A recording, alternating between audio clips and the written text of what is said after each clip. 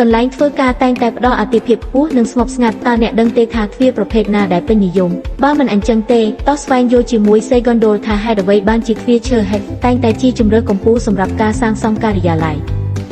ទ្វារឈើ Head មាន3ផ្នែកទី1គឺស៊ុមឈើនិងផ្សិតដែលធ្វើពីឈើធម្មជាតិដែលមានគុណភាពខ្ពស់ពួកវាមានភាពធន់ខ្ពស់ភាពរឹងនិងស្ថិរភាពហើយអាចប្រើប្រាស់បានយូរបន្ទាប់គឺបន្ទះ Head ដែលមានកម្រាស់ជាមធ្យមប្រហែល3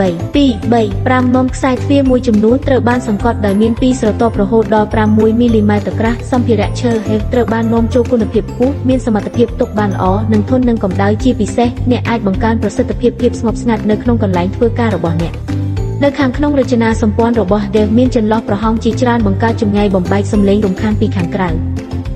លើសពីនេះទៀតទ្វារឈើ Head ក៏ត្រូវបានគេវាយតម្លៃខ្ពស់ចំពោះសោភ័ណភាពរបស់វាស្រទាប់ខាងក្រៅក៏ត្រូវបានស្រោបដោយ Nisuripil ដែលជាវត្ថុធាតុដើមដែលជួយការពារទ្វារបានល្អប្រសើរក្នុងពេលប្រើប្រាស់ដោយសង្ខេបពីគុណសម្បត្តិខាងលើយើងអាចឃើញថាទ្វារឈើ Head គឺជាជម្រើសដ៏ល្អសម្រាប់អ្នកដែលចូលចិត្តភាពស្ងប់ស្ងាត់ប្រសិនបើអ្នកចូលចិត្ត model ទ្វារនេះសូមចូលទៅកាន់បន្ទប់តាំងបង្ហាញឬចូលទៅកាន់គេហទំព័ររបស់ Segundo ភ្លាម